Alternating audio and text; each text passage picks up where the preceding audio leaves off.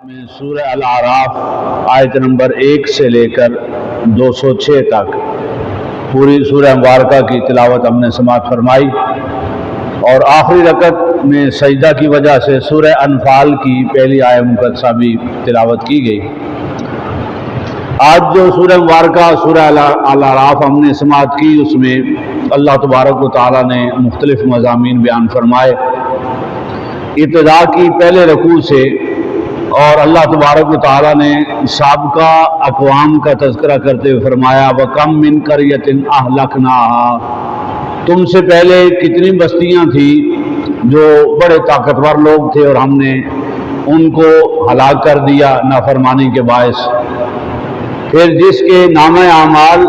فمن ثقلت موازینہ، قیامت والے دن بھاری ہوں گے، وہ خوشی اور راحت میں ہوگا، اور جس کے نام اعمال ہلکے ہوں گے وہ غمگین ہوگا۔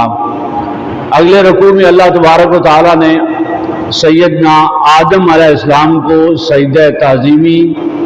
شیطان کا انکار کرنا، اس کا اللہ کی بارگاہ سے راندہ درگاہ ہونا، اور آدم اور حوا علیہ السلام کا جنت میں قیام، درخت کا پھل کھانا اور زمین پر بھیجا جانا، اس کا تفصیلی ذکر دوسرے رکوع میں اللہ تبارک و تعالیٰ نے فرمایا۔ تیسرے رکوع میں اللہ تبارک و تعالیٰ نے مومنین کو حکم دیا یا بنی آدم خذوا زینتکم عند کل مسجد، اے بنی آدم جب تم میرے گھر میں آؤ، اللہ کے گھر میں عبادت و بندگی کے لیے آؤ، تو زیب و زینت اختیار کیا کرو، خوش لباس ہو کر صاف ستھرے پاکیزگی کے ساتھ تشریف لایا کرو۔ اگلے رکوع میں اللہ تبارک و تعالیٰ نے قوموں کے انجام کا ذکر کرتے ارشاد فرمایا کہ جب عروج و زوال میں سے کسی کے زوال کا وقت آ جائے اور کسی کی مقررہ مدت پوری ہو جائے تو پھر اس کے بعد ایک لمحے کی بھی تاخیر نہیں ہوتی، وہ چاہے ایک فرد ہو یا معاشرہ ہو یا پوری قوم ہو۔ وَلِكُلِّ أُمَّةٍ أَجَلٌ، ہر ایک قوم گروہ کے لیے ایک مقررہ وقت ہے۔ فَإِذَا جَاءَ أَجَلُهُمْ، جب ان کا وقت مقررہ آ جاتا ہے، لا يستأخرون ساعة ولا يستقدمون، نہ ایک لمحہ جلدی ہوتی ہے نہ ایک لمحہ اس میں تاخیر ہوتی ہے۔ پانچویں رکوع میں اللہ تبارک و تعالیٰ نے، پانچویں اور چھٹے رکوع میں، دو رکوعوں میں اللہ تبارک و تعالیٰ نے اہل جنت اور اہل جہنم کی آپس میں گفتگو کا ذکر فرمایا۔ اہل جنت جنت میں چلے جائیں گے، دوزخی دوزخ میں جائیں گے، تو اہل جنت ان سے پوچھیں گے کہ بتاؤ جو رب نے تم سے وعدہ کیا تھا وہ سچ ہوا یا نہیں ہوا؟ نافرمانی کے باعث جہنم کا وعدہ تھا، وہ پوچھیں گے اہل حق سے کہ تمہیں اللہ نے نعمتیں عطا کی یا نہیں کی، تو دونوں اقرار کریں گے کہ رب کا وعدہ سچا تھا۔ اس کے بعد اگلے رکوع میں اللہ تبارک و تعالیٰ نے تخلیق کائنات کا ذکر کر کے، اپنی نشانیوں کا ذکر کر کے، اپنی شان و عظمت کا ذکر فرمایا، اور معاشرتی زندگی سائنسی اعتبار سے ایک مثال دی کہ جو آبی چکر، جو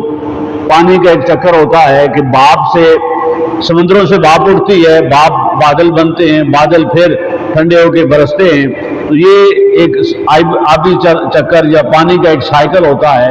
اس کا تذکرہ کیا کہ یہ تم میری نشانیاں دیکھو، کیسے ہوائیں یہ بادل پانی اٹھا کے گھومتی ہیں اور پھر برساتی ہیں۔ اس کے بعد اللہ تبارک و تعالیٰ نے اگلے 6-7 رکوع میں مختلف انبیاء علیہ السلام کا اپنی اپنی قوم کی طرف مبعوث ہونا، اس کا ذکر فرمایا۔ سب سے پہلے حضرت نوح علیہ السلام کا ذکر کیا پورے رکوع میں کہ آپ کا تبلیغ کرنا، قوم کے سرداروں کا آپ کا انکار کرنا، پھر وہ ان کا دعویٰ کرنا کہ وہ عذاب لاؤ جو اللہ نے جس کا تم سے وعدہ کیا ہے، پھر اللہ تبارک و تعالیٰ کی طرف سے عذاب آنا پانی کی شکل میں، اور اہل حق کا کامیاب ہونا اور نافرمانوں کا اپنے انجام تک پہنچنا۔ اس کے بعد ذکر فرمایا قوم سمود کا، ان کی طرف اللہ تعالیٰ نے صالح علیہ السلام کو بھیجا، جنہیں نشانی عطا کی کہ پہاڑ میں سے اونٹنی اللہ تبارک و تعالیٰ نے زندہ پیدا فرمائی۔ انہوں نے صالح علیہ السلام کا انکار کیا، مذاق اڑایا، اس اونٹنی کو انہوں نے مار دیا، قتل کر دیا، اس پر اللہ تبارک و تعالیٰ نے ان پر عذاب اتارا۔ حضرت لوط علیہ السلام کا ذکر کیا کہ وہ اپنی قوم کی طرف آئے، ان کی قوم نے بھی ان کی نافرمانی کی، تو اللہ تبارک و تعالیٰ نے ان پر پتھروں کا عذاب اتارا۔